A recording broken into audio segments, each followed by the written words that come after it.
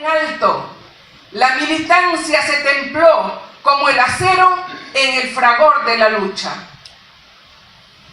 A lo largo de nuestra historia hemos tenido aciertos y errores. Podemos decir, sin embargo, y en un día como este, que estuvimos a la altura de nuestra responsabilidad cuando sumamos nuestras fuerzas a los dos únicos procesos progresistas ocurridos en el siglo XX en nuestra patria. Apoyamos al Frente Democrático en el 45 y al proceso antiimperialista de Juan Velasco Alvarado en 1978.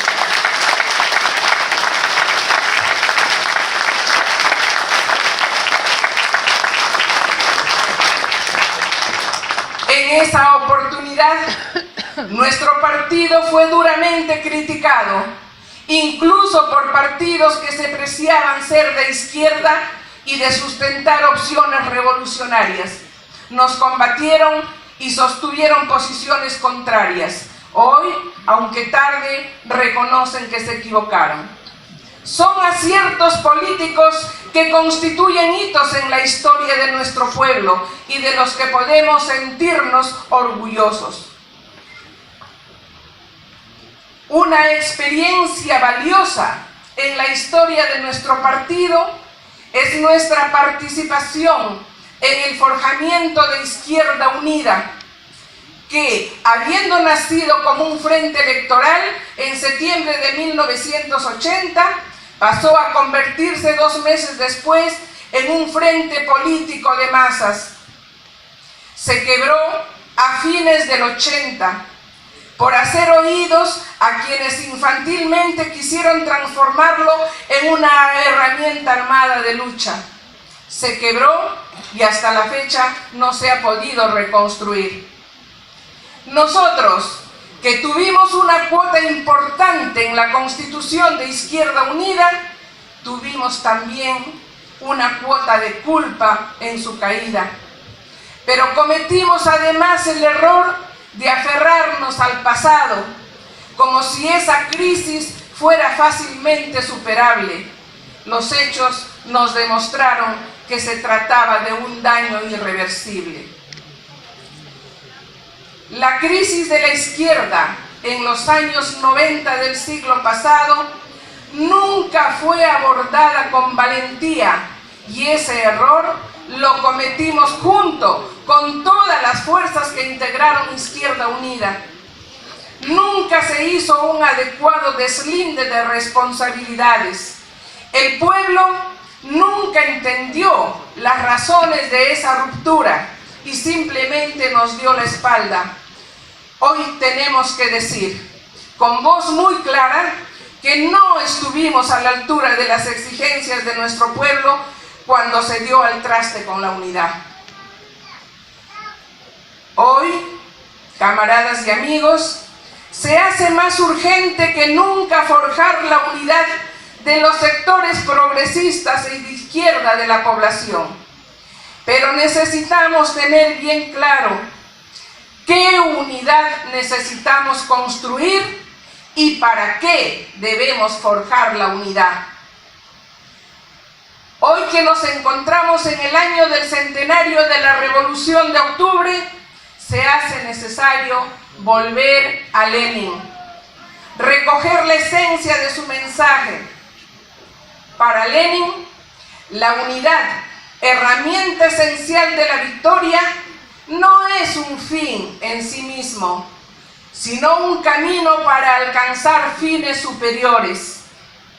Lo importante no es hablar de unidad, sino hacerla y construirla en los hechos, para que podamos avanzar a estadios mayores del proceso revolucionario.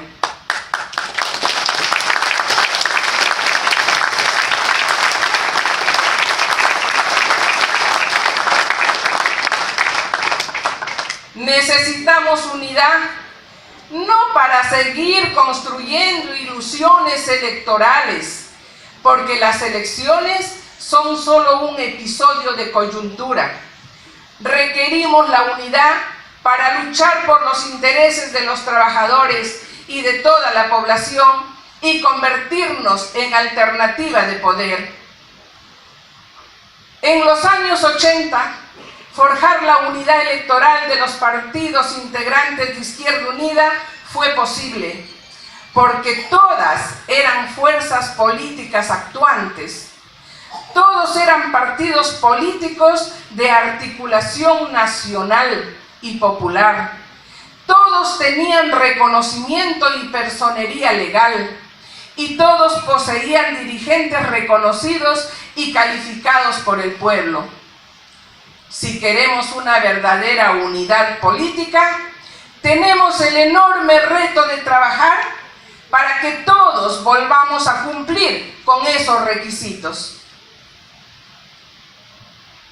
La unidad será más sólida si los integrantes tenemos bien claro cuál es el enemigo fundamental de nuestro pueblo y cuál es el peligro principal que nos amenaza.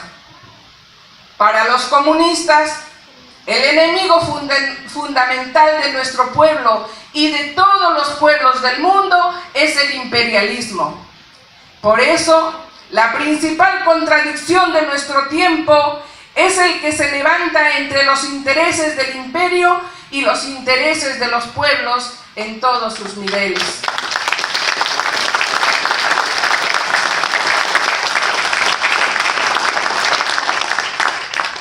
El peligro principal en nuestro país es que el instrumento imperialista, es decir, el neocolonialismo, al pretender asegurar la perpetuación de su dominio en el país, abra paso a la recuperación de la mafia fujimorista en el poder y se apoye otra vez en ella.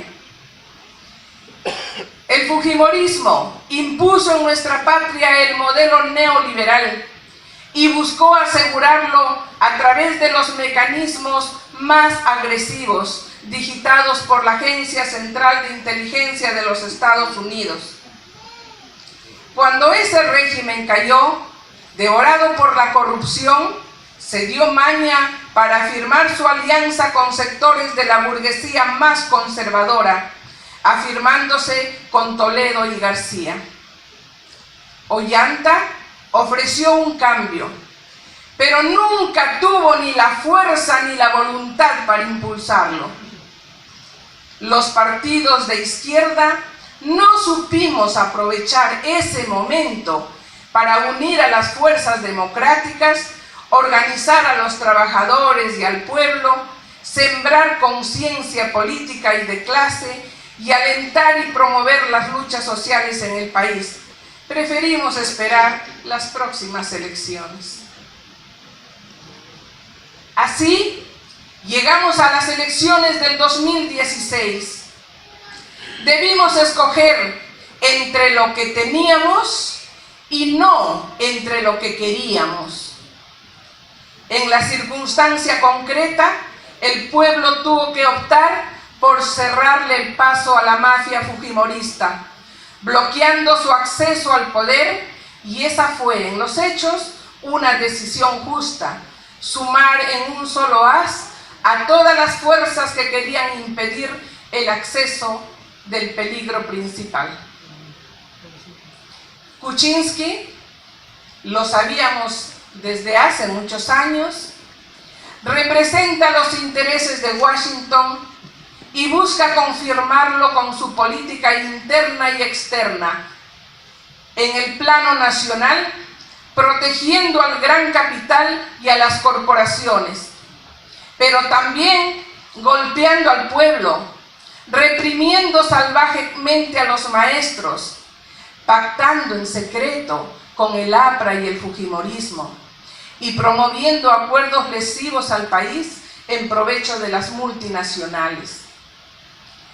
En el plano exterior, liderando la batalla contra Venezuela bolivariana y el movimiento emancipador latinoamericano. Para alentar ese rumbo, recientemente expulsó a los embajadores de Venezuela y de la República Democrática Popular de Corea, y rechazó a la embajadora itinerante del Estado saharaui. En el plano interno, Lo vemos en tratos indignos con el Fujimorismo y el APRA, esforzándose por liberar al reo Fujimori de la cárcel dorada en la que se encuentra. Recordemos con firmeza, Alberto Fujimori está condenado por delitos de lesa humanidad, delitos de los cuales no cabe indulto alguno. También está procesado por el asesinato de campesinos en Pativilca, por lo que tampoco cabe el indulto.